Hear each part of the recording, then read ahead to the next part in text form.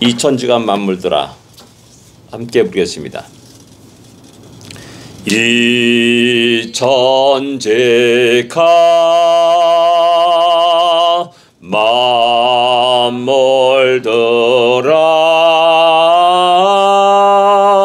복조신 주 여호와 전능성부 성자 성령 찬송하고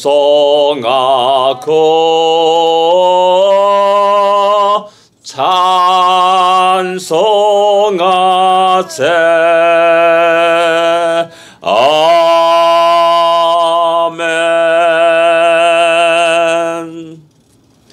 오늘도 복주신 여호와 하나님의 기대하면서 또 힘차게 우리의 삶을 발걸음을 옮기기를 원합니다. 438장입니다. 내 영혼이 은총 입어. 통일찬송가 495장입니다.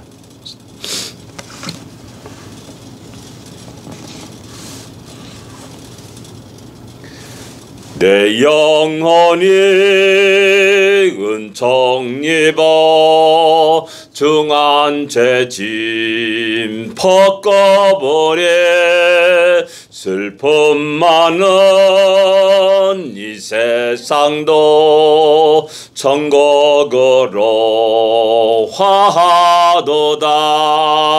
할렐루야 찬양하세.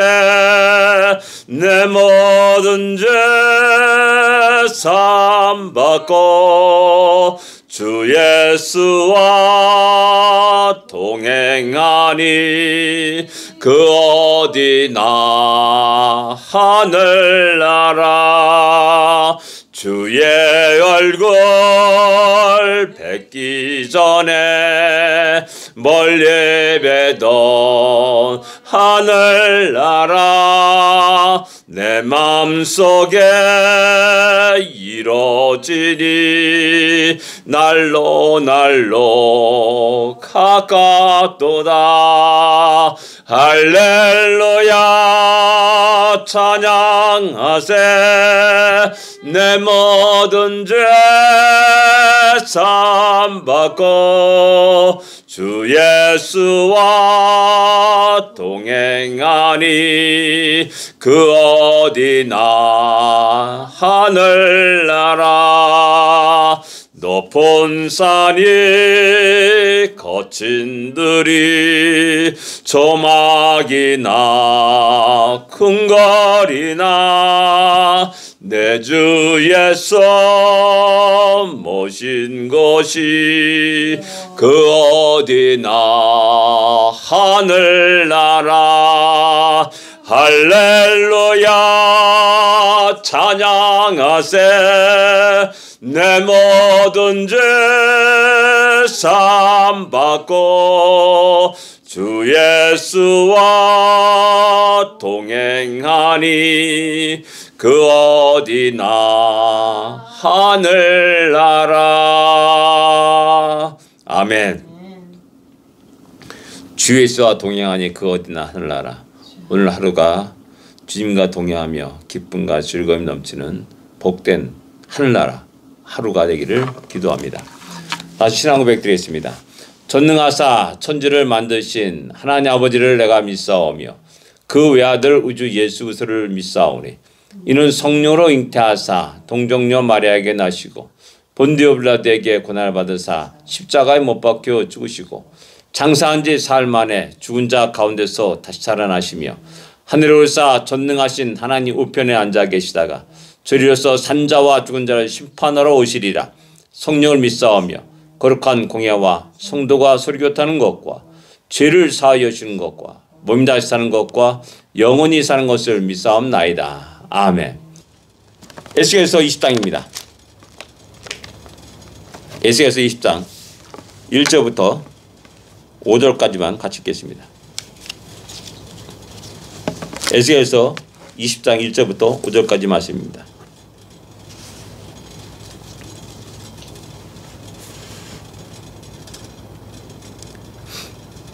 가시겠습니다.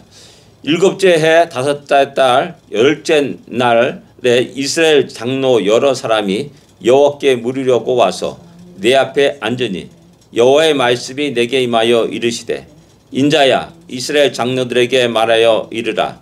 주 여호와께서 이렇게 말씀하셨느니라. 너희가 내게 물으려고 왔느냐? 내가 나의 목숨을 걸고 맹세하거니와 너희가 내게 묻기를 내가 용납하지 아니하리라. 주 여호와의 말씀이니라. 인자야 내가 그들을 심판하려느냐? 내가 그들을 심판하려느냐? 너는 그들에게 그들의 조상들의 가증한 일을 알게 하여 이르라. 주 여호와께서 이같이 말씀하셨느니라. 옛날에 내가 이스라엘을 택하고 야곱 집의 후예를 향하여 내 손을 들어 맹세하고 애굽 땅에서 그들에게 나타나 맹세하여 이르기를 나는 여호와 너희 하나님이라 하였노라. 아멘. 일곱째 해 다섯째 달 열째 날 5월 6일입니다. 7년이라 한다면은 이것이 바로 여호와긴 왕이 포로가 된 해를 말하는 겁니다. 곧 시드기 왕 7년과 동일한 그 날이라 할 수가 있습니다. 해라고 할 수 있죠. 7년이라 한다면은 이제 위가 점점점 그 상승하는 그런 때라 할 수가 있습니다. 왜냐하면 시드기 왕 9년에 예루살렘이 포위되지 않습니까? 그러면 전쟁이 벌써 바벨론에서는 전쟁 준비를 하였고 또한 진군하기 시작했다라는 사실입니다. 이런 상황 속에서 이스라엘 장로 여러 사람이 에스겔에게 찾아와서 질문하려고 합니다. 그럴 때 그들에게 하는 말입니다. 장로들이 에스겔에게 질문합니다. 그 에스겔에 나오는 말은 결코 좋은 말이 아니라 축복의 말이 아니었습니다. 지금까지 쭉 봤지만은 그 상당히 하나님의 무서운 진노와 심판을 이야기하는 그런 말입니다. 그럼에도 불구하고 물을 사람은 에스겔밖에 없었습니다. 그래서 또 찾아와서 혹시 또한 새로운 변화와 또한 복이 있을까 하는 기대 속에서 찾아오고 또 질문을 던집니다.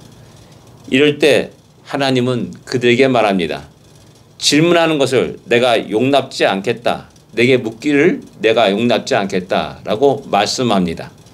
질문을 하자 무슨 말인지 무엇을 기대하는지 너무나 잘 알고 있는 겁니다. 혹 하나님이 우리에게 소망을 주시지 않습니까? 혹 하나님 우리가 이 바벨론에서 다시 예루살렘으로 돌아가는 일이 없겠습니까? 라는 이런 질문을 던지는 겁니다. 자기 마음에 맞는 것을 질문하는 거죠. 세상이 어떻게 돌아갑니까? 참 이 가장 어려운 시대 속에서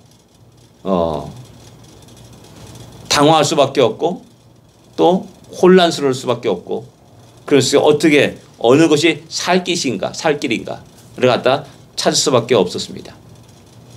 이것은 이런 상황 그대로 예루살렘에서 동일하게 예레미야 선지자를 통해서 그 땅에 예루살렘에 있는 수많은 백성들에게 선포된 말씀이기도 합니다. 너희가 살기를 원하냐? 그러면 바벨론 편에 서라. 바벨론에 항복하라라고 끝없이 이야기했던 사람이 예레미야였음을 알 수가 있습니다. 이것이 하나님의 계획이요 뜻이었습니다. 근데 또 물으러 와요. 혹시 하나님의 마음이 변하지 않는가? 자꾸만 이렇게 물으러 와요. 그래서 야 이제 더 이상 묻지 마 라고 말씀하는 겁니다. 그들에게 말합니다. 그들의 조상의 가증한 일을 알게 하라 라고 말씀합니다. 가증한 일. 어떤 가증한 일이냐. 너희가 애굽에 있을 때 옛날에 너희 조상이 애굽에 있을 때 내가 이스라엘 택하고 그 집의 후예를 향하여 내 손을 맹세하여서 애굽 땅에서 그들에게 나타나 맹세하였다. 나는 여호와 너희 하나님이라 라고 하였다 라고 이렇게 이야기합니다. 그래서 시작합니다. 그리고 이어서 그 땅에서 너희를 인도하여 적과 꿀이는 가나안 땅으로 이르게 하리라 라고 말씀하셨다는 겁니다. 그리고 그것을 이루기 위해서 너희가 7절에 보면은 너희가 애굽에서 우상들로 말미암아 스스로 더럽히지 말라. 나는 여호와 너희 하나님이라 이렇게 또 말씀합니다. 너희가 애굽에서 나와서 가나안 땅에 이르게 할 텐데 애굽에서 살았던 여러 가지로 인해서 우상으로 인해서 더럽히지 말라라고 이야기합니다. 그러나 8절에 보면 그들이 듣지 아니하였다. 즐겨하지 않아 반역하였다. 내게 반역하였다. 하나님께 반역하였다. 그 말씀을 듣지 않고 순종하지 않고 복종하지 않고 대항했다는 겁니다. 여전히 떠나지 않았다. 그들이 우상 숭배에서 떠나지 아니하였다라고 말씀하고 있고 나의 분노를 쏟으며 그들에게 진노를 이루게 하려노라 이렇게 말씀합니다. 근데 9절에 넘으면서 그러나 그랬어요. 그러나 비록 이스라엘 백성들이 이스라엘 후예들이 그런 온갖 우상을 섬기며 하나님을 대적하고 대항하고 순종치 않고 복종치 않고 하나님의 말씀을 듣지 않았지만은 그러나 뭐라고 말하냐면 무슨 말씀은 내 이름을 위해서 내가 약속한 것을 그대로 이루리라라고 말씀하고 있습니다. 다른 게 아니라 내 이름을 위해서 하나님의 이름을 위해서 하나님의 영광을 위해서 내가 이를 행하리라 라고 말씀합니다. 그리고 이어서 또 그래서 그러므로 너희가 애굽에서 나왔다. 광야에 이르게 되었다. 그리고 거기서 또 내 율례와 규례를 주었다라고 말씀합니다. 그리고 안식일을 주어 그들과 나 사이에 표징을 삼았다라고 말씀합니다. 너희를 거룩하게 하려고 안식을 주었다. 그리고 그것이 너와 나의 표징이다. 라고 이렇게 이야기합니다. 말씀합니다. 그래서 그들은 안식일을 거룩히 지키라라고 십계명에 말씀하고 있습니다. 그러나 이런 모든 말씀과 규례가 율례가 그들에게 통하지 않았다라는 사실입니다. 그게 18절입니다. 그러나 또 말씀합니다. 이스라엘 족속의 광야에서 내게 반역하였다라고 말씀합니다. 율례와 규례를 준행하지 않았다라고 말씀합니다. 안식일을 크게 더럽혔다라고 18절 또 여기서 말씀합니다. 율례와 규례와 안식일이 굉장히 중요한데 이것이 하나님과 약속의 어떤 표징이라고 할 수 표징인데 근데 이스라엘 백성은 끝없이 그 약속을 어기고 지키지 않았다라고 말씀합니다. 이런 말씀들은 이스라엘 백성들에게 큰 당황을 일으킵니다. 왜냐하면 그들은 나름대로 선민이라 그리고 하나님을 잘 섬긴다라고 이렇게 생각했고 또 그런 규례들을 지키며 살아왔습니다. 근데 하나님이 그들을 보실 때는 너희들은 말씀과 규례와 율례를 지키지 않았다. 내 안식일을 더럽혔다. 그것도 크게 더럽혔다라고 말씀합니다. 그러나 또 14절에 내가 내 이름을 위하여 달리 행하였었나니 라고 말씀합니다. 내가 앞에 18절에는 분노로 광야에서 그들을 쏟아 멸하리라 이렇게 하였으나 그러나 내가 내 이름을 위하여 달리 행하였다. 다시 그들을 용서하고 받아들이고 그들을 계속 인도하였다. 그들이 또 역시 마찬가지 광야에서 규례를 어기고 안식일을 더럽히고 그러나 그러면서도 내가 그들을 아껴서 광야에서 멸하여 아주 없이 하지 아니하였다라고 말씀합니다. 그리고 또 다시 그들이 후손 이제 많은 사람이 죽었지 않습니까? 이제 그 후손들에게 또 말씀합니다. 율례와 규례를 지켜라. 우상으로 말미암아 스스로 더럽게 여기지 말라. 나의 안식일을 거룩하게 지켜라라고 이야기합니다. 또 말씀합니다. 계속 반복해서 말씀하는 것에는 그들을 너무나 지극히 사랑하시다. 그들이 살 길이 이것인데 나와 함께하는 것인데 홍동에 자꾸만 다른 길로 가는 그들을 보면서 마음의 안타까움을 쏟아내는 것이라는 겁니다. 용서하고 용서하고 용서하십니다. 자기의 당신의 하나님의 이름의 영광을 위해서 그런 일들을 합니다. 그래서 유대인들을 보면서 하나님이 살아계심을 갖다가 증거하고 드러내기를 원하신다라는 사실입니다. 그럼에도 불구하고 계속해서 그들은 또 나의 안식일을 거룩히 지키지 않았다는 사실을 또 이야기합니다. 안식일을 더럽혔다. 그래서 이 안식일이 굉장히 중요한 겁니다. 근데 우리는 이 안식일을 지금 이 현대는 너무나 소홀히 다루고 있고 예배는 드려도 괜찮고 안 드려도 괜찮고 생각해 보십시오. 일주일에 7일 가운데 하루를 갖다가 하나님께 드리라라고 말씀합니다. 6일은 열심히 너 자신을 위해서 일하라. 또 열심히 일해서 돈을 벌고 먹을 걸 취하라 라고 말씀합니다. 그리고 제7일 쉬어라. 이 안식일을 나와 만나서 또 교제하자 라고 말씀하는데 요 하루를 갖다가 안타깝게 여깁니다. 아끼는 겁니다. 그래서 그 하루마저도 내 자신을 위해서 쓰는 겁니다. 내 자신을 즐거움을 위해서 쓰는 겁니다. 내 자신이 돈을 버는 일을 위해서 쓰는 겁니다. 꼭 뭐가 같냐면 에덴 동산에서 하나의 모든 과실을 실과를 먹을 수 있다. 그래 딱 하나 동산 중앙에 있는 선악을 알게 하는 나무의 실과는 먹지 말라. 근데 거기에 꽂히는 겁니다. 안식일 날 6일 동안 열심히 일해라. 너희를 위해서 일하라. 땀 흘려 일해라. 돈을 벌어라. 라고 말씀하고 하루 요것만은 나를 위해서 사용해라. 라고 했는데 그것이 걸리는 겁니다. 착한 인간의 탐욕은 끝없습니다.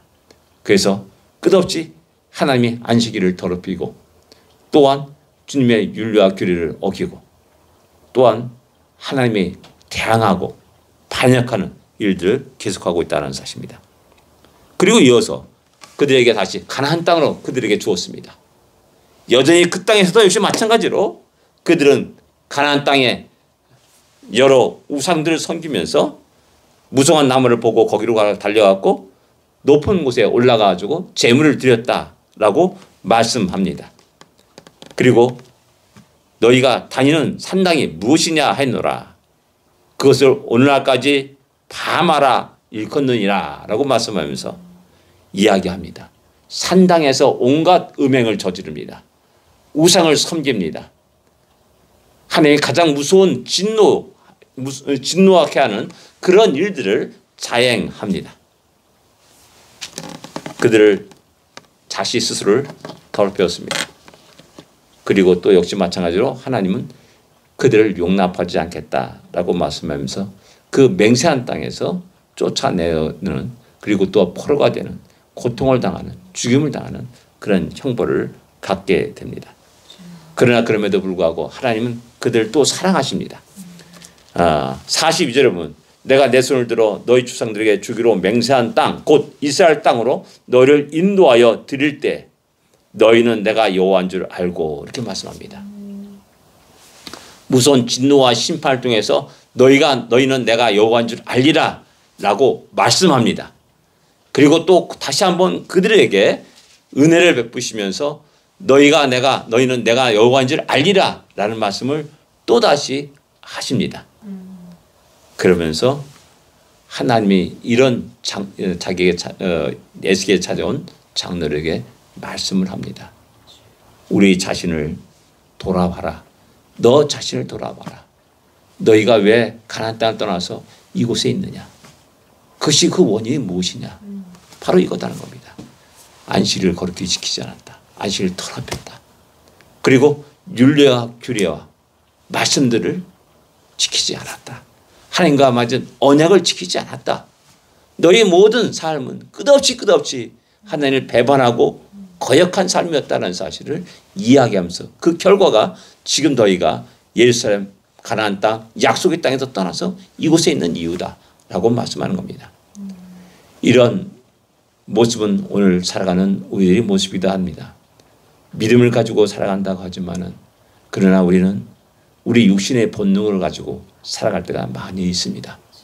특별히 오늘 이 시대에 거룩한 주일이 훼손되고 예배가 훼손되는 그러한 일들이 너무나 많이 일어나는 겁니다. 이런 안타까움 속에서 하나의 무서운 진노와 심판이 내리기 이전에 다시 한번 우리가 정신을 차리고 우리가 온전히 마음과 뜻과 정성을 다하여 주를 찬양하며 예배드리는 우리가 되게 되고 또한 주의 말씀을 사랑하여 날마다 그 말씀을 읽고 묵상하고 그 말씀에 순종하는 우리가 될 줄 압니다. 복된 길이 바로 그 길입니다. 그 속에서 하나님이 우리에게 부어주신 놀라운 은혜와 사랑을, 복을 깨닫고 또 힘있게 살아가는 우리 모두가 되기를 원합니다. 기도하겠습니다. 하나님 아버지 은혜를 감사합니다. 감사합니다. 끝없이 주의 말씀을 어기고 순종하지 아니하고 듣지 않은 우리를 향해서 찾아와 주시고 다시 우리 눈을 뜨게 하시고 귀를 열어주시고 또한 아버지 주의 말씀에 서게 하심을 감사합니다.